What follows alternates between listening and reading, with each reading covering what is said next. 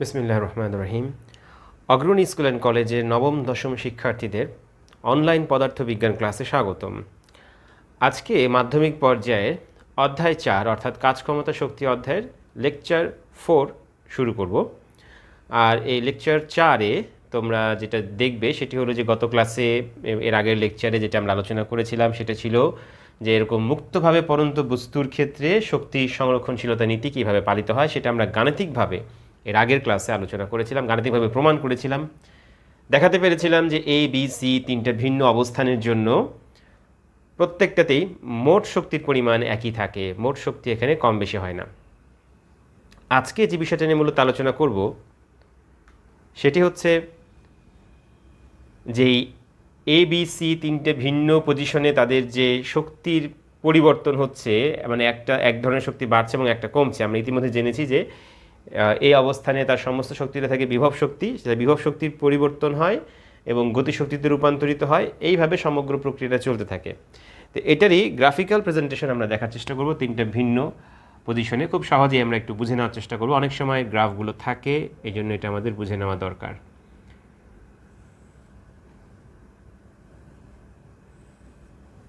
তিনটা পজিশনের জন্য তিনটা গ্রাফ আমি তোমাদের খুব রাফলি দেখাচ্ছি। দেখো এখানে ধরে নেই যে এই অবস্থানে বস্তুটির সমস্ত শক্তি ছিল বিভব শক্তি এবং এই সমস্ত শক্তি বা বিভব শক্তির মান ছিল 99 জুল। একটু 99 ধরি, 100 না ধরে। তার কারণ হলো এটাকে আমরা 3 ভাগ করতে পারবো খুব সহজেই। 99 জুল টোটাল এনার্জি ই। তাহলে এক্স অক্ষ বরাবর এই গ্রাফগুলোর আমরা মূলত এইচকে রিপ্রেজেন্ট করব, বা উচ্চতাকে। ভূমি থেকে উচ্চতা হতে পারে, বাট টোটাল উচ্চতা উপর থেকে হতে পারে। ভূমি থেকে ধরি, এটা এইচটা ধরা হয়েছে মূলত, এখানে এইচটা ধরা হয়েছে ভূমি থেকে উচ্চতা। তো এই পজিশনে আমরা এদিকে ওয়াই অক্ষ বরাবর আমরা তিনটে ভিন্ন পজিশনের জন্য মোট শক্তিকে এখানে ইন্ডিকেট করছে। তার এদিকে হচ্ছে শক্তি ই। তো মোট শক্তিকে আমরা যদি এভাবে দেখাই যে মোট শক্তি ধরে নাও এখানে এই পর্যন্ত আছে এবং এইখানে আমরা একটা দাগ দিলাম, এটা দ্বারা বোঝাচ্ছি এটা মোট শক্তি, মোট এনার্জি এখানে ই, মানে এই লেভেলটা, এবং সেটার মান আমরা বলে দিয়েছি, ধরে নিয়েছি এখানে 99 জুল। কাজে এটা হচ্ছে 99 জুল, বা কেউ চাইলে 100 ধরতে পারো। হ্যাঁ, 100 ধরতে পারো। এখন এই পজিশনে যেহেতু সমস্ত শক্তিটাই বিভব শক্তি, কাজে বিভব শক্তিকে আমরা এরকম যদি গ্রিন কালারের একটা বার, এটা মূলত বার গ্রাফ দেখাচ্ছি, এটা কোনো ফাংশন গ্রাফ না, সরাসরি বার গ্রাফ। কাজে এখানে আমরা এইটাকে আমরা তার বিভব শক্তি ইপি বলতে পারি। এটা রিপ্রেজেন্ট করছে ইপিকে, এটা রিপ্রেজেন্ট করছে, এখানে লেখার আসলে এইচ এক্স অক্ষ বরাবর এটা না লেখাই ভালো।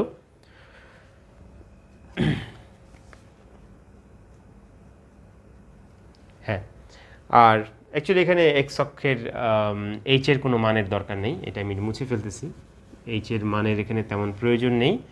পরে যখন আমরা ফাংশন আকারে চিন্তা করব তখন এইচ আমাদের লাগবে। এখানে জাস্ট আমরা একটা মাত্রিক, মানে ওয়ান ডাইমেনশনাল এটা একটা বার গ্রাফ আমরা দেখাচ্ছি। আর গতিশক্তির মান আমাদের এইখানে এই পজিশনে অ্যাকচুয়ালি গতিশক্তির মান কত? 0। কাজে এটা হয়ে যাচ্ছে পুরোপুরি 0। এটা এখানে কোনো বার আঁকতে পারছি না, কিন্তু বারের সমপরিমাণ জায়গা দিয়ে দেখাচ্ছি এটা গতিশক্তির মান। এখন আমরা ইচ্ছা করলে এখানে দেখাতে পারি এটা ইকে, এটা হচ্ছে ইপি বা বিভব শক্তি, এবং ফাইনালি এটা হচ্ছে মোট শক্তি ই।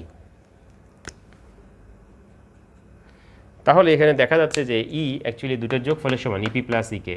এটা 0, এটা 99, এটা 99 প্লাস 0 99। এখন ধরে নেই যে এটা যখন নামছে, দেখো এটা মাঝখানে থেকে একটু উপরে গেছি, এটা বোঝার জন্য যে এটার শক্তিটা 50%-এর চেয়ে বেশি নিয়ে আছে এখানে। মোট এনার্জি কিন্তু 99ই থাকবে, মোট এনার্জি কোনো চেঞ্জ হচ্ছে না। কাজেই আমাদের এই গ্রাফটা ছিল, এটা ছিল মূলত এ বিন্দুতে, এ অবস্থানের জন্য গ্রাফ। বি অবস্থানের জন্য এটা পাবো এবং সি অবস্থানের জন্য এটা আঁকবো। বি অবস্থান যেটা দেখতে পাচ্ছি এখানে তার মোট শক্তির পরিমাণ এখনও এই 99 বরাবর থাকবে, অর্থাৎ এটা এইখানে আমরা দিতে পারি, এবং মোট শক্তির পরিমাণ এখনও তাই আছে। এটা হলো মোট এনার্জি, কিন্তু কিছুটা নেমে আসার কারণে তার বিভব শক্তি কিছুটা কমেছে, কারণ বিভব শক্তি হিসাব করা হয় ভূমি থেকে উচ্চতা, এটাকে হিসাবে এনে, যেটা কিনা h-x। তাহলে ভূমি থেকে উচ্চতা এখানে যেহেতু কিছুটা কমেছে, কাজে বিভব শক্তিও কমেছে, আর এই কারণে আমরা বিভব শক্তিকে এখানে ধরে নিতে পারি যেটা 66 জুল আছে। তার মানে এটি মোটামুটি এইখানে যদি আমরা ধরে নিই এটা 66 জুল, আমরা একটা আন্দাজ করে নিলাম এই পর্যন্ত। এটা হচ্ছে আমাদের অ্যাকচুয়ালি ইপি। আর 33 জুল আমরা ধরে নিচ্ছি মোটামুটি গতিশক্তিকে। ওখানে গতিশক্তি বিভব শক্তি দুটোই থাকবে বি অবস্থানে। এটা হচ্ছে ইকে। তাহলে ইকের এই মানটা এখানে আছে ধরে নাও এই বরাবর, আর ইপির মানটা আছে এই বরাবর, আর ইকের মানটা এখানে আছে। কাজে এখানে এটার মান হচ্ছে 99, এটা হচ্ছে টোটাল এনার্জি ই। আর বাদবাকিগুলো আমরা যদি দেখাই তাহলে এটা ধরে নিচ্ছে 66 জুল, এটা 33। তার মানে এইখানে যতটুকু লস করলো, যতটুকু বিভব শক্তি কমে গেল, সেটা কত? 33 জুল। এই 33 জুলই সে গেইন করেছে। এটাই দেখানোর মূল উদ্দেশ্য যে বিভব শক্তি যতটুকু হ্রাস পাবে, গতিশক্তি ঠিক ততটুকুই বৃদ্ধি পাবে। তার মানে গতিশক্তি আর বিভব শক্তির যোগফল অলওয়েজ মোট শক্তি থাকবে এবং সেটা কখনোই পরিবর্তন হবে না। এভাবে একটা কমছে একটা বাড়ছে, এটা কমছে এটা বাড়ছে, বাড়তে বাড়তে এটা কমতে কমতে জিরো হয়ে যাবে এবং এটা বাড়তে বাড়তে ঠিক সর্বোচ্চ পর্যায়ে পৌঁছাবে কোথায়? সি বিন্দুতে। সি বিন্দুতে আমরা দেখতে পাচ্ছি যে সি বিন্দু যখন ভূমিতে স্পর্শ করে তখন অ্যাকচুয়ালি এইচ এর মানটা জিরো হয়ে যায়, এবং তখন আমরা দেখাতে পারি যে মোট শক্তির মান তখন 1 থাকে। এই বরাবর যদি বিবেচনা করি মোট শক্তির মান তখনও একই রকমই থাকবে। এটা মোট এনার্জি ই, এটা 99 জুল বললাম। আর এদিকে আমরা মূলত শক্তি সব জায়গাতে দেখাচ্ছি, এটা ইকে রিপ্রেজেন্ট করছি। বিভব শক্তি এখন কত? যেহেতু ভূমিতে স্পর্শ করেছে এই h-x টোটালটার মান হয়ে যাবে 0। কাজে এখানে বিভব শক্তিকে বার যেটা সেটা অঙ্কন করতে পারবো না, তারপরে বোঝানোর জন্য একটুখানি এরকম দিতে পারি, সেটা হচ্ছে ইপি যার মান হচ্ছে 0। আর গতিশক্তি এটা কমতে কমতে 0, আর এটা বাড়তে বাড়তে সর্বোচ্চ মান অর্থাৎ ই এর মানের সমান হয়েছে, মোট শক্তির মানের সমান হয়েছে। সেটা এখানে দাঁড়াবে এইরকম, এটা হচ্ছে ইকে। কাজে এখান থেকে স্পষ্টই বোঝা যাচ্ছে যে কিভাবে এদের শক্তির পারস্পরিক রূপান্তর হচ্ছে, অর্থাৎ বিভব শক্তি কিভাবে গতিশক্তিতে রূপান্তরিত হচ্ছে বা গতিশক্তি কিভাবে বিভব শক্তিতে রূপান্তরিত হচ্ছে, কিন্তু কোনো ক্ষেত্রেই মোট শক্তির কোনো পরিবর্তন হচ্ছে না। তো এই ছিল তাদের বার গ্রাফ। এখন আরেকটা গ্রাফ আমরা ইচ্ছা করলে এখানে দেখে নিতে পারি, যেটা ফাংশন গ্রাফ বলতে পারি। তখন এক্স অক্ষ বরাবর আমরা এইচ এর মান রাখতে পারি, অর্থাৎ ভূমি থেকে উচ্চতা, ওয়াই অক্ষ বরাবর মোট এনার্জি ইকে রাখতে পারি, এবং মোট এনার্জির সমান যেটা 99 জুল ছিল সেই বরাবর একটা ডট লাইন এরকম টেনে দিলাম, কারণ মোট এনার্জির কোনোই পরিবর্তন হবে না, যদিও বস্তুর উচ্চতার চেঞ্জ হচ্ছে। কাজে আমরা নির্দিষ্ট একটা উচ্চতায় তার ধরে নিতে পারি, সেটা হচ্ছে ধরে নিই এইচই ধরে নিলাম, এইচ বরাবর তার সর্বাধিক উচ্চতার মান এইচ ধরলাম। এখন একটু যদি আমরা খেয়াল করি তাহলে আমরা ইপি এর রাশিমালা দেখব যে ইপি ছিল আমাদের জন্য mgh, ইপি সমান mgh, অর্থাৎ এইচ এর সমানুপাতিক। যত উচ্চতা বাড়ছে তত বিভব শক্তি বাড়ছে। উচ্চতা 0, বিভব শক্তি 0 আমরা এখানে দেখেছি অবস্থানে। কাজে উচ্চতা 0, বিভব শক্তি 0। কাজে যখন উচ্চতার মানে এইচ এর মান এখানে 0, তখন বিভব শক্তির মানও 0। সেখান থেকে যাত্রা শুরু করে যত উপরের দিকে উঠবো ততই বিভব শক্তির মান বাড়বে, এবং বাড়তে বাড়তে এখানে সর্বোচ্চ মান ইপিতে পৌঁছাবে। এই চিত্রে দেখতে পাচ্ছি যে ইপি এর মান এবং ই এর মান সমান। কাজে এই পজিশনটা আমরা কোথায় পাবো? এইচ উচ্চতায় এই বিন্দুতে পাবো। তাহলে এই বিন্দুতে আর এই বিন্দুতে দুটোকে যোগ করে দিলে মূলত আমরা ইপি এর গ্রাফটা পেয়ে যাচ্ছি, দ্যাট ইজ ইপি বা বিভব শক্তির লেখচিত্র। পক্ষান্তরে যত উপরের দিকে উঠছে এরপরে বিভব শক্তি থেকে যদি ছেড়ে দেওয়ার ফলে তার বিভব শক্তি আবারও হ্রাস পাচ্ছে, কিন্তু ঠিক সম পরিমাণে যতটুকু বিভব শক্তি হ্রাস পাচ্ছে ঠিক সেই পরিমাণ গতিশক্তি বৃদ্ধি পাচ্ছে। কাজে গতিশক্তির মান এই অবস্থানে ছিল সবচেয়ে কম, অর্থাৎ 0 ছিল। তো এটা ছিল আমাদের এ পজিশন, এটা এ, আর তারপরে বি এবং সি যে কোনো জায়গায় হতে পারে। আমরা পুরোটা আঁকার পরে সেটাকে চাইলে ইন্ডিকেট করতে পারি। আগে আমরা দেখি যে গতিশক্তির মান ম্যাক্সিমাম কোথায় হচ্ছে, যখন এইচ এর মান 0, মানে যখন ভূমিতে আঘাত করছে তখন গতিশক্তির মান সর্বোচ্চ। তো এইচ এর মান যখন 0 তখন গতিশক্তির মান সর্বোচ্চ 99, এটা 99 সর্বোচ্চ। সেইখান থেকে হিসাব করে যত উপরের দিকে ছিল গতিশক্তির মান তত কম ছিল, তার মানে এখান থেকে আস্তে আস্তে গতিশক্তির মান কমবে। এবং গতিশক্তিকেও কিন্তু আমরা mgh দ্বারা প্রকাশ করতে পারি, মানে এইচ এর সাথে তার সম্পর্কটা একঘাতে সমানুপাতিক, তবে এটা হ্রাস পাচ্ছে বিধায় সেটাকে আমরা এদিকে এইভাবে টেনে দিতে পারি, দুটো বিন্দুকে যোগ করে দিতে পারি। তাহলে এটা হলো আমাদের মূলত গতিশক্তির গ্রাফ ইকে। তাহলে আমরা খেয়াল করছি যে এখানে একটা বিন্দু তারা মিলিত হচ্ছে এবং সেই বিন্দুটা আমরা এরকম দেখাতে পারি, সেই বিন্দুটা হচ্ছে ঠিক যেন এইচ এর অর্ধেক, ঠিক এই এইচ এর অর্ধেক। এইখানে তার মোট এনার্জি ঠিক থাকলেও অর্ধেক গতিশক্তি অর্ধেক বিভব শক্তি, অর্থাৎ এখান থেকে যদি খেয়াল করি তাহলে এই বরাবর অ্যাকচুয়ালি মানটা কত হবে, এই মানটা হবে 99-এর অর্ধেক, অর্থাৎ 49.5 জুল। তার মানে এখানে গতিশক্তির মানও 49.5, এই যে নীল দাগের এখানে এই দৈর্ঘ্যটার মান, আর সবুজ দাগের অর্থাৎ ইপি কার্ভের ইপি যে লেখচিত্র তারও সেখানে মান হচ্ছে 49.5, দুটোকে যোগ করলে আমরা পাচ্ছি 99। তার মানে আমরা দেখাতে পারছি যে ঠিক অর্ধেক উচ্চতায়, এইচ এর অর্ধেক উচ্চতায়, রাফলি গেছে যদিও, তারপর এখান থেকে মোটামুটি আমরা সেই ধারণাটা পেয়ে যাচ্ছি যে এইচ এর অর্ধেক উচ্চতায় গতিশক্তি এবং বিভব শক্তির মান সমান থাকে। অর্থাৎ যদি আমরা এরকম গ্রাফ আঁকতে চাইতাম, বার গ্রাফ, তাহলে আমরা দেখাতে পারতাম যে এই 49.5 বরাবর বিভব শক্তির স্তম্ভের যে উচ্চতা হবে গতিশক্তির স্তম্ভও সে একই উচ্চতা হবে, একই মান নিয়ে তারা থাকবে দুটো। এবং অলওয়েজ এই দুটোর যোগফল কত হবে, এই দুটো টাওয়ারের যোগফল এটার সমান, উচ্চতার সমান হবে, তাই তো? এটা 66, এটা 33, যোগ করলে কত 99, এটা 99 এর 0 যোগ করলে কত 99, এটা 0 আর এটা 99 যোগ করলে 99, অর্থাৎ এই দুটোকে অলওয়েজ যোগ করলে আমরা মোট শক্তি পেয়ে যাব। কাজে এখানে মোট শক্তির যে গ্রাফটা এঁকেছি সেটা কখনোই চেঞ্জ হবে না, এটাকে আমরা এখন সলিড লাইনে দিয়ে দিলাম। তার মানে যে কোনো বিন্দুতে যে কোনো উচ্চতায় মোট শক্তির পরিমাণ একই থাকবে। এখন এই এইচটাকে যদি আমরা মোটামুটি 3টা ভাগে ভাগ করি সমান ভাগে চোখের আন্দাজে, তাহলে আমরা এই একটা পয়েন্ট পাচ্ছি। 3 ভাগে ভাগ করা হচ্ছে, তাহলে প্রথমটা হবে h/3, দ্বিতীয়টা হবে 2h/3, আর ফাইনালি h। এখন h/3 এবং 2h/3 এখান থেকে যদি আমরা লম্বা রেখা টেনে নিই, এখানেও টানলাম এই বরাবর y অক্ষের সমান্তরাল একটা রেখা টেনে নিলাম, টেনে নেওয়ার ফলে সেটা দেখা যাচ্ছে যে তারা দুটো করে বিন্দুতে ছেদ করেছে, দুটো গ্রাফে দুটো বিন্দুতে ছেদ করেছে। প্রথমটা আমরা দেখতে পাচ্ছি এইখানে ছেদ করছে একটা, আর এইখানে একটা। পরবর্তীতে আমরা দেখতে পাচ্ছি এইখানে একটা ছেদ, মানে একই রেখায় দুটো করে বিন্দু পাচ্ছি, এই যে একই রেখায় দুটো করে বিন্দু পাচ্ছি। তাহলে এইটা ইন্ডিকেট কি করছে, এইটা ইন্ডিকেট করছে যে এই দৈর্ঘ্যটা, এই হাইটটা ইন্ডিকেট করছে এটা ওই বিন্দুতে, মানে h/3 উচ্চতায়, উচ্চতা যদি 30 মিটার হয় তাহলে এটা হবে 10 মিটার, 3 ভাগের 1 ভাগ। 10 মিটার উচ্চতায় বিভব শক্তির মান, এটা হচ্ছে ইপি এর মান বোঝাচ্ছে, আর এটা দাঁড়াচ্ছে পুরোটাই গতিশক্তির মান। অর্থাৎ এই হাইট দ্বারা এই গ্রাফের আমরা তার গতিশক্তিকে রিপ্রেজেন্ট করাচ্ছি, সেটা হচ্ছে ইকে। তাহলে খেয়াল করে দেখো, আমি হাতে এঁকেছি, তারপরেও যদি এটা স্কেল দিয়েও মাপা যায় অনেকটাই কাছাকাছি হবে যে এই যে গ্যাপটা থেকে গেল, এই গ্যাপটা এক্স্যাক্টলি কার সমান হচ্ছে, ইপি এর সমান।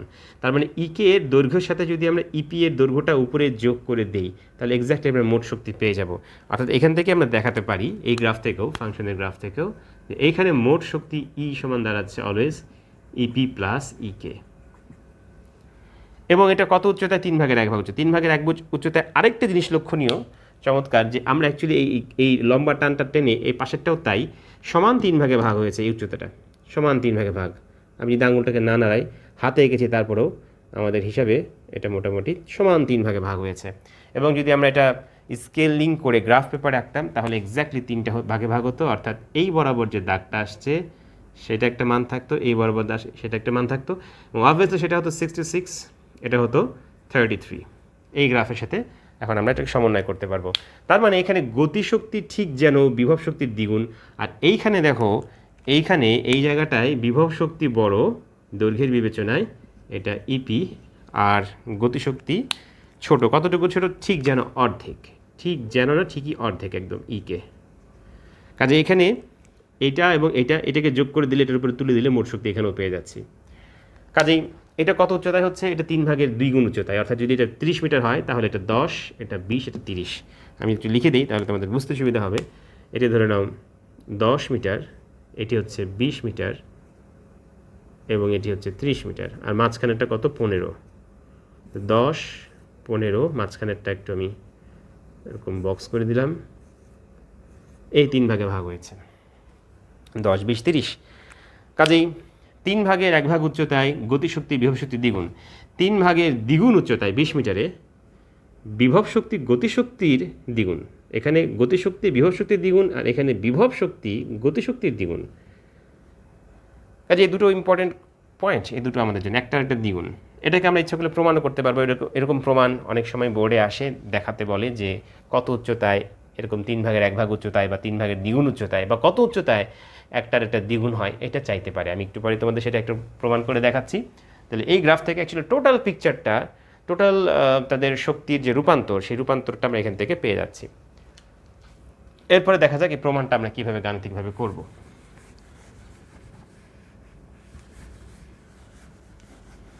গাণিতিক প্রমাণের ক্ষেত্রে আমাদের এরকমই একটা ছবি আঁকতে হবে, যেটা আমি ডান পাশে এঁকেছি।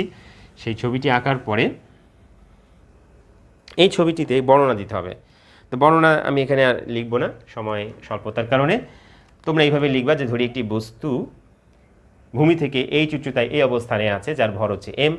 আমরা এখানে এম ভরটা দিয়ে দিতে পারি। বস্তুর ভর হচ্ছে এম এবং সেটাকে মুক্তভাবে পড়তে দেওয়া হলো, অর্থাৎ তার আদিবেগ ছিল 0। মুক্তভাবে পড়তে দেওয়ার ফলে সেটি কিছু দূরত্ব, কত দূরত্ব? এক্স দূরত্ব অতিক্রম করে কোথায় পৌঁছালো? বি বিন্দুতে পৌঁছালো। বি বিন্দুতে পৌঁছানোর পরে তার এখানে একটা বেগ থাকবে এবং সেই বেগের নাম আমরা দিতে পারি এখানে ভিবি। এরপরে আরও কিছু সময় পরে সে সি বিন্দুতে পৌঁছায়। সি বিন্দুটা কোথায়? ঠিক ভূমিকে যখন স্পর্শ করছে সেটাই সি বিন্দু, এবং এইখানে যে বেগ থাকবে সেটা হচ্ছে ভিসি বেগ নিয়ে সে আঘাত করবে ভূমিকে, ভিসি বেগ নিয়ে আঘাত করবে। তাহলে আমাদের এখানে চাইতে পারে যে ভূমি থেকে কত উচ্চতায়, ভূমি থেকে, প্রশ্নটা এখানে এরকম হতে পারে যে ভূমি থেকে কত উচ্চতায়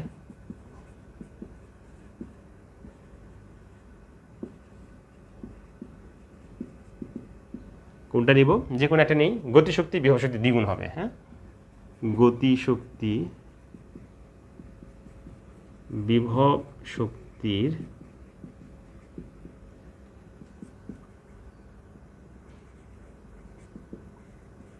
দ্বিগুণ হবে, তাই তো? ধরে নিই সেটি হচ্ছে ভূমি থেকে h - x উচ্চতায় বা x পরিমাণ পতনের পরে সেই ঘটনাটা ঘটে, অর্থাৎ বি বিন্দুতে সেই ঘটনাটা ঘটে। সুতরাং আমরা বলতে পারবো যে বি বিন্দু যেহেতু ঘটে, কাজে বি বিন্দুতে আমরা এই শর্তটাকে আরোপ করতে পারি। অর্থাৎ বি বিন্দুতে আমরা দেখাতে পারি যে একটার দ্বিগুণ, গতিশক্তি বিভব শক্তির দ্বিগুণ। অর্থাৎ বি বিন্দুতে আমরা লিখতে পারি শর্তানুসারে গতিশক্তি ইকে ইজ টোয়াইস অফ ইপি, বিভব শক্তির দ্বিগুণ। তাহলে এখন বি বিন্দুর জন্য আমরা যদি গতিশক্তির রাশিমালাকে ভেঙে নিই, তাহলে আমরা লিখতেই পারি যে হাফ এম ভিবি স্কোয়ার্ড সমান 2, আর বিভব শক্তির মান বি বিন্দুতে কত? যেহেতু আমরা শুধুমাত্র বি বিন্দু নিয়ে কাজ করছি, এই বিভব শক্তির মান হিসাব করতে গেলে তার ভূমি থেকে উচ্চতা দরকার। ভূমি থেকে উচ্চতা স্পষ্টতই সেখানে h - x, কারণ সে x পরিমাণ নেমে এসেছে। তাহলে h থেকে x বাদ দিলে যা থাকে সেটাই হচ্ছে h - x। কাজে এখানে রাশিমালা লিখতে পারি M G h - x। M M চলে যায়, বোঝাই যাচ্ছে এম এম চলে যাচ্ছে। এখন এখানে আমরা হাফ ভিবি স্কোয়ার নিলাম, এখানে 2g আছে, থাকুক 2g। আচ্ছা, এভাবে লিখে রাখি 2g h - x। আচ্ছা, ভাঙছি পরে, এইভাবেই থাকুক। ভিবি স্কোয়ারকে ভাঙালে আমরা কী পাবো? নিউটনের সমীকরণ যদি আমরা ব্যবহার করি তাহলে ভি স্কোয়ার সমান ইউ স্কোয়ার।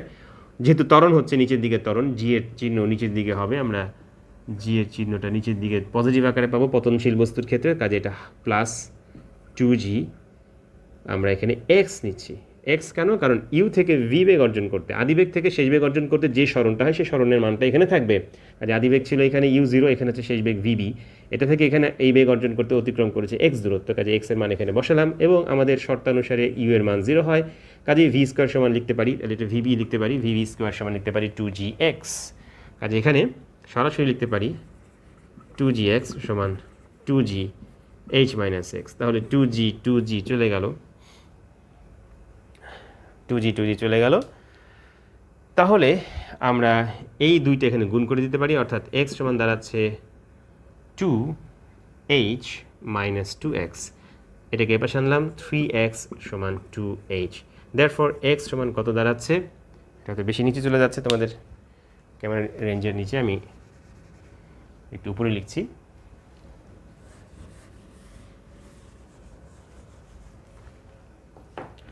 অতএব x সমান কত?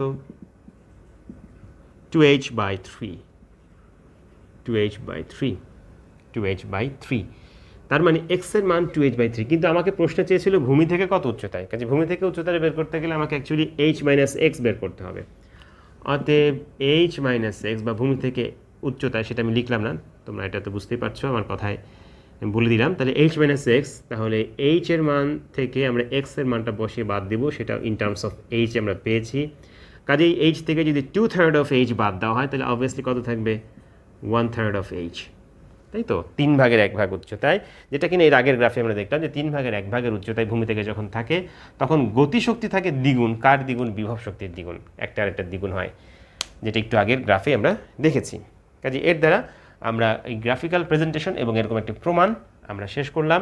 এরকম প্রশ্ন বহু এসেছে বোর্ডে, সামনেও আসতে পারে, কাজে এটা বারে বারে তোমরা প্র্যাকটিস করবে বিভিন্ন শর্তের জন্য। ইকে সমান 2ep যে হতে হবে সবসময় এমনটা নয়, এমনকি ইপি সমান 2ak হতে পারে, একটা 3 গুণ হতে পারে, একটা 4 গুণ হতে পারে, একটা 1/3 হতে পারে, এরকম যে কোনো মান দিয়ে দিতে পারে।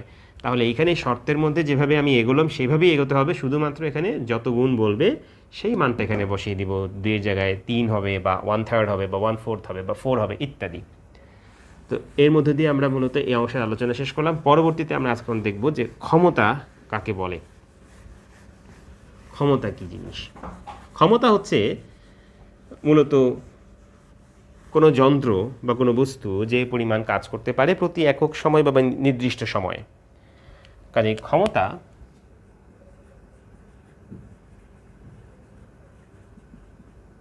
হচ্ছে কাজের হার, সহজ কথায় কাজ করার হারকে ক্ষমতা বলে। প্রতি একক সময় কোনো যন্ত্র বা কোনো বস্তু যে পরিমাণ কাজ সম্পন্ন করতে পারে তাই হচ্ছে তার ক্ষমতা। কাজে এটাকে আমরা সহজ কথায় লিখতে পারি কাজের বা শক্তি রূপান্তরের হার। শক্তি রূপান্তর হতে পারে সময় সাপেক্ষে, কার হার? সময় সাপেক্ষে কাজের বা শক্তি রূপান্তরের হারকেই আমরা বলছি মূলত ক্ষমতা। অর্থাৎ ক্ষমতা পি দ্বারা প্রকাশ করা হয় পাওয়ারকে। পি সমান হচ্ছে মোট কাজকে মোট সময় দ্বারা ভাগ দিলে আমরা মূলত পেয়ে যাব আমাদের ক্ষমতা। পি সমান W/T। এটা অবশ্যই একটি স্কেলার রাশি, কারণ কাজ এবং সময় উভয় স্কেলার। আর পিকে আমরা যদি তার পি এর একক যদি চিন্তা করি তাহলে পি এর একক কী দাঁড়াচ্ছে? SI একক, যেটা কিনা হবে কাজের একক জুল আর সময়ের একক সেকেন্ড, অর্থাৎ জুল পার সেকেন্ড। এসটা ছোটো হাতের হবে, জুল পার সেকেন্ড। এটাকে বলা হচ্ছে ওয়াট। এই পুরো জিনিসটা বিজ্ঞানী ওয়াটের নাম অনুসারে এটাকে আমরা বলছি ওয়াট। সংক্ষেপে আমরা শুধুমাত্র এটাকে W দ্বারা প্রকাশ করতে পারি। অতএব 1 ওয়াট সমান 1 জুল পার সেকেন্ড। এটা ছিল ওয়াটকে ভাঙানোর ক্ষেত্রে। তবে ওয়াট ছোট একক, এর চেয়ে অনেক বড় বড় ক্ষমতা বোঝানোর জন্য আমাদের আর বড় এককের প্রয়োজন হয়, যেমন কিলোওয়াট, মেগাওয়াট, গিগাওয়াট। তাহলে কিলো, মেগা, গিগা এগুলো তো আমরা 1 নম্বর অধ্যায়ে পড়ে আসছি। কিলো মানে 10⁻³ মেগা মানে 10⁻6 ইত্যাদি এভাবে চলতে থাকবে। তবে এছাড়া মানে SI একক ছাড়া, এটা তো SI এককেরই একটু বড় গুণিতক মাত্র। SI একক ছাড়াও আরেকটা একক প্রচলিত, যেটা ব্রিটিশ একক ক্ষমতার ক্ষেত্রে, সেটাকে বলা হয় হর্স পাওয়ার বা অশ্ব শক্তি। Horse power, 1 horse power HP কখনো বড় হাতে লেখা হয় বা কখনো ছোট হাতেরও লেখা হয়, বেশিরভাগ ক্ষেত্রে বড় হাতে লেখা হয়, 1 HP এভাবে দেওয়া হয়। তো এই HPর সাথে আবার কম্পিউটার কোম্পানি যেটা আছে, যেটা ল্যাপটপ তৈরি করে বা বিভিন্ন ইলেকট্রনিক সামগ্রী তৈরি করে, এটাকে মিলিয়ে ফেললে চলবে না। ওটা ছিল হিউলেট প্যাকার্ড, আর এখানে হচ্ছে এইচপি মানে হর্স পাওয়ার। তাহলে হর্স পাওয়ার, 1 হর্স পাওয়ার, এটা স্ট্যান্ডার্ড মান ধরে নেওয়া হয়েছে 746, 746 ওয়াট। কাজেই কোনো যন্ত্রের ক্ষমতা যদি 746 ওয়াট হয় তবে সেই ক্ষমতাটাকে আমরা 1 হর্স পাওয়ার বলতে পারি ব্রিটিশ সিস্টেমে। হর্স পাওয়ার কোত্থেকে আসলো? হর্স পাওয়ার ঘোড়ার গাড়ি থেকে এসেছে। ঘোড়ার আগের দিনের কাজগুলো বা যানবাহনগুলো ঘোড়ার গাড়ি ছিল। কাজেই কোনো একটি গাড়ি কতটা ক্ষমতা সম্পন্ন, কতটুকু সে মাল বহন করতে পারবে বা কতটুকু ভর বহন করতে পারবে ডিপেন্ড করতো কয়টি ঘোড়া তার উপরে লাগানো হচ্ছে, মানে সেটাকে বহন করার ক্ষেত্রে সক্ষম এরকম কয়টি ঘোড়া হলে সেটিকে সহজেই নিয়ে যাওয়া যাবে। তো এরকম অনেক তোমরা হয়তো দেখে থাকবা অনেক ছবিতে, যে একটি ঘোড়া দিয়ে গাড়ি আছে, দুটি ঘোড়া দিয়ে গাড়ি আছে, 3টে 4টে 6টে এরকম অনেকগুলো ঘোড়া দিয়ে আগের দিনের ঘোড়ার গাড়িগুলো থাকতো, মাল বহন করার জন্য থাকতো, মানুষ বহন করার জন্য থাকতো। সেখান থেকে মূলত হর্স পাওয়ারের ধারণা, এবং এটি স্ট্যান্ডার্ড একটা হিসাব নিকাশ করে একটা, অবশ্যই একটা ঘোড়ার ক্ষমতা অবশ্যই এক এক রকম হতো, কিন্তু একটা স্ট্যান্ডার্ড হিসাব করে দুটো এককের সাথে মিল রেখে এরকম স্ট্যান্ডার্ড ধরে নেওয়া হয়েছে 746 ওয়াট। তো ক্ষমতার একক নিয়ে আলোচনা হলো। এখন দেখব যে ক্ষমতার যে রাশিমালা, এই রাশিমালাটাকে আমরা কিভাবে বিভিন্ন ক্ষেত্রে চেঞ্জ করতে পারি, অর্থাৎ প্রয়োজন অনুসারে আমরা ক্ষমতাটাকে কিভাবে লিখতে পারি। কাজটাকে আসলে মূলত আমরা, সময় তো আর নতুন করে লেখার কিছু নেই, কাজ হতে পারে আমাদের ধরে নাও এফ এস কস থেটা। তো কস থেটার তো কোনো একক নেই, এফ আর এস আছে, টি, কিন্তু এখানে এস বাই টি মূলত কী হয় এভাবেও প্রকাশ করতে পারি, F S cos theta by T, এটাও হতে পারে ক্ষমতা। এস বাই টি হয়ে গেলে অ্যাকচুয়ালি ভি, আর এই মানটা ধরে নাও আমরা 1 ধরছি, অর্থাৎ যখন বল আর সরণ একই দিকে, মধ্যবর্তী কোণ যখন 0 তখন কস 0-র মান 1, সেক্ষেত্রে এফ এস বাই টি লিখতে পারি। আমি এখানে আলাদা করে লিখে দেখাচ্ছি এফ এস বাই টি। তাহলে এস বাই টি মূলত কী হয়? ভি মানে বেগ, তোমরা নিশ্চয়ই বুঝতে পারছো। কাজে এফ ভি, পি সমান এফ ভি, এটা একটি নতুন রাশিমালা হলো ক্ষমতাকে প্রকাশ করার জন্য।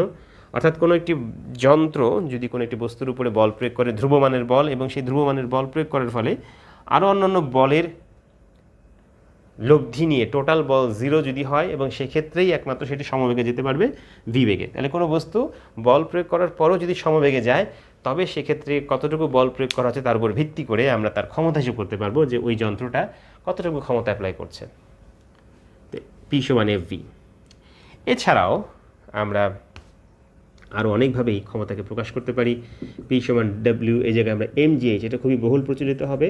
কুয়া থেকে পানি তোলার ক্ষেত্রে বলি, একটা বস্তুকে উপরে তোলার ক্ষেত্রে বলি, এতক্ষণ যে আলোচনাগুলো হলো এমজিএইচ নিয়ে, তার সব ক্ষেত্রে আমরা এখানে গতিশক্তি বিভবশক্তি উভয় মানটা এখানে এমজিএইচ আকারে প্রকাশ করতে পারি, এবং সেক্ষেত্রে ক্ষমতাও বের করতে পারি। একটি মোটর বা একটি লিফট মানুষকে তুলছে, তাহলে মানুষের ভর উপরে উঠছে এমজিএইচ কতটুকু সময় তুললো তার উপর ভিত্তি করে তার ক্ষমতা, লিফটের ক্ষমতা বা লিফটের মোটরের ক্ষমতা আমরা বের করতে পারবো এমজিএইচ বাই টি। এটাও হতে পারে, এইভাবে প্রকাশ করা যেতে পারে। আবার এটা যদি গতিশক্তি দিয়ে হিসাব করি তাহলে হতে পারে half M V square by T, এটাও হতে পারে। আবার হতে পারে শক্তির আসলে যতগুলো রূপ আছে সবগুলো রূপ এর মধ্যে আমরা নিয়ে আসতে পারি ডাব্লিউ এর জায়গায়, যতগুলো রূপ আছে। তো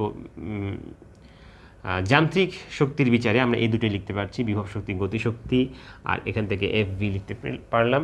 এছাড়াও আমরা বিভব শক্তি স্প্রিংয়েরটাও আনতে পারি এখানে, যেটা হাফ কে এক্স স্কোয়ার, সেটাও কিন্তু এখানে লেখা যেতে পারে half k x square. P সমান তাহলে আমরা দেখাতে পারি half k x square by T, এটাও হতে পারে। আবার তাপ শক্তির ক্ষেত্রে রাশিমালা আসতে পারে, বিদ্যুৎ শক্তির ক্ষেত্রে আসতে পারে। যাই হোক, ওই চ্যাপ্টার পড়ার সময় আমরা আলাদাভাবে সেগুলো দেখব। তো এই ছিল মোটামুটি শক্তি রূপান্তরের হার বা ক্ষমতার মোটামুটি যে কটা সমীকরণ আমরা এখানে কাজে লাগাতে পারি। এখন ক্ষমতা থেকে আমরা কাজ কিভাবে পাবো? কাজ থেকে যেরকম ক্ষমতা পাই, ক্ষমতা থেকে কাজও পাওয়া যায়। সেটা কীভাবে? খুব সহজেই এখান থেকে যদি আমরা দেখি এই সমীকরণে যে ডাব্লিউ সমান কী দাঁড়াচ্ছে, পিটি, তাহলে এখান থেকে মূলত আমরা কাজ পাচ্ছি। মানে ক্ষমতাকে হিসাবে এনে আমরা ইচ্ছা করলে কাজও হিসাব করতে পারি যে একটা যন্ত্র মোট কী পরিমাণ কাজ করলো। যদি তার ক্ষমতা জানা থাকে, তাহলে সেটাকে যদি আমরা সময় দ্বারা গুণ করি, কতক্ষণ ধরে সে কাজ করছে, কতটুকু ক্ষমতার যন্ত্র, তাহলে আমরা বের করতে পারবো যন্ত্রটি মোট ওই সময়ে কতটুকু কাজ সম্পন্ন করেছে। সেক্ষেত্রে এই কাজের এককও অবশ্যই কিসে আসবে? জুলে আসবে, এসআই একক দিয়ে যদি আমরা বলি জুল। কিন্তু আরও বড় বড় কাজ হিসাব করার জন্য বড় বড় ক্ষমতার সাথে যখন আমরা হিসাবটা করব তখন এখানে আরও বড় ধরনের একক আসতে পারে। আমরা ক্ষমতাকে বাড়িয়ে দিতে পারি, সময়টাকে বাড়িয়ে দিতে পারি। ক্ষমতার বড় একক হতে পারে যেরকম কিলোওয়াট। তাহলে কাজের আরেকটি একক বা শক্তি, কাজ বা এখানে শক্তিও বলা যেতে পারে। তো কাজ বা শক্তির আরেকটি একক হচ্ছে kilowatt hour. Kilowatt, KW, kilowatt, আওয়ারের এইচ ছোটো হাতের। তো এটি হচ্ছে শক্তির একক বা কাজের একক। তাহলে 1 কিলোওয়াট আওয়ার বলতে আমরা কি বুঝবো? 1 কিলোওয়াট আওয়ার বলতে আমরা বুঝবো যে 1 কিলোওয়াট, আলাদা আলাদা করে লিখছি, ইন্টু ওয়াট 1 আওয়ার। তার মানে আমরা কিন্তু মূলত এই মানটাই বসালাম, P এবং T এর মান বসালাম, কিন্তু এককটা বসালাম SI একক ছাড়া একটু বড় এককে। SI একক ওয়াট, কাজে 1 ওয়াট ইন্টু 1 সেকেন্ড যদি করতাম সময়ের একক দিয়ে তাহলে এটা জুলে আসতো। কিন্তু এটাকেও বড় করলাম, এটাকেও বড় করলাম এবং এটা নতুন কোনো নামকরণ না দিয়ে এইভাবে রেখে দিলাম কিলোওয়াট আওয়ার। কাজে কিলোওয়াট আওয়ার এটা নিয়ে আমাদের তড়িৎ শক্তির যে আলোচনা আছে, বিদ্যুৎ অধ্যায়ে আছে, সেখানে আমরা ডিটেলস আরও আলোচনা দেখতে পারবো। এখান থেকে কিলোওয়াট আওয়ার দিয়ে কীভাবে হিসাব করতে হয় বিদ্যুৎ শক্তিকে, সেটা আমরা পাবো। এখানে আপাতত আমরা খালি দেখে নিই যেটার সাথে সম্পর্কটা কেমন। কাজে কিলোওয়াট আমরা প্রকাশ করে দিই 1000 ওয়াট ইন্টু 1 ঘন্টাকে যদি আমরা জুলে প্রকাশ করি তাহলে হয় 3600 জুল। অর্থাৎ আমরা দেখাতে চাচ্ছি যে কিলোওয়াট আওয়ার সমান কত জুল, 1 কিলোওয়াট সমান কত জুল। তাহলে জুলে প্রকাশ করতে গেলে একক আমার W লাগবে, S লাগবে, মানে ওয়াট আর সেকেন্ড লাগবে। কাজে ওয়াট আর সেকেন্ডে নিয়ে ফেলেছি, এখন এগুলো সবগুলোকে গুণ করে দিই। তাহলে 1 2 3 4 5 6, 6 ঘর আমার দশমিক বিন্দু এগিয়ে আসবে। আসলে আমরা লিখতে পারি 3.6 into 10 to the power 6 watt second, যেটা কিনা আমরা বলতে পারি 3.6 into 10 to the power 6 joule. কাজে 1 কিলোওয়াট আওয়ার সমান, আমরা এর মানটা মনে রাখবো, 3.6 into 10 to the power 6 joule. এটা অনেক সময় MCQতে আসে, কাজে এটা একেবারে মনে রাখতে হবে। এবং সরাসরি ইউনিট কনভার্সনের জন্য আমাদের এটা মনে রাখলে সহজে আমরা জুল থেকে কিলোওয়াট আওয়ার বা কিলোওয়াট আওয়ার থেকে জুলে রূপান্তর করতে পারবো। তো এই ছিল কাজের রাশিমালা কীভাবে বের হবে সেটা, এবং এককটা নিয়ে আলোচনা হলো। এখন শেষ টপিক আমরা এই চ্যাপ্টারে একটু আলোচনা করব, সেটি হচ্ছে কর্মদক্ষতা। কর্মদক্ষতা কি?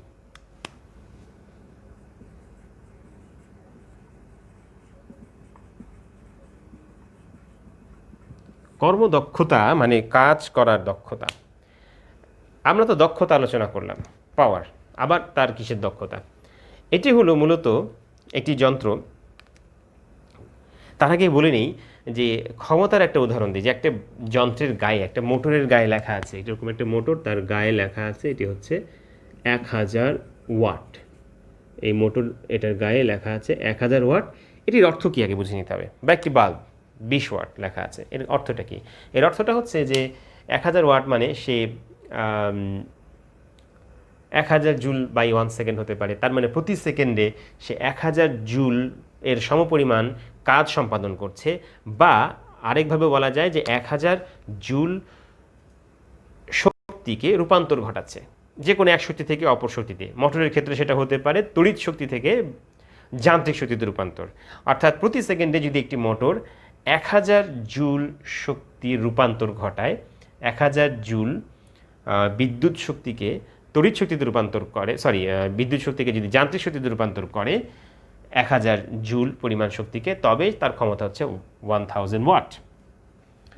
সেরকম একটি বাল্ব যদি 20 ওয়াট লেখা থাকে, তার গায়ে 20 ওয়াট, তার অর্থ হচ্ছে সে প্রতি সেকেন্ডে 20 জুল পরিমাণ কাজ সম্পাদন করে, অথবা সে প্রতি সেকেন্ডে 20 জুল তড়িৎ শক্তিকে আলোক শক্তিতে রূপান্তর করতে পারে।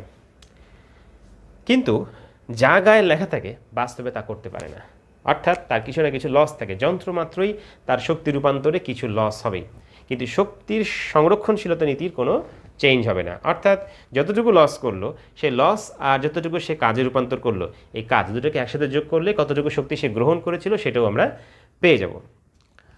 তো এই পর্যায়ে তো বিদ্যুৎ আমাদের এখানেও চলে গেল, শক্তি রূপান্তর এখানেও ব্যাহত হলো। তো সেক্ষেত্রে চালিয়ে নেওয়া যায় কি না, এই আলোতে চেষ্টা করি চালিয়ে নেওয়া যায় কি না। হয়তো বা যাবে, আমি যদি একটু স্ক্রিনটা দেখি।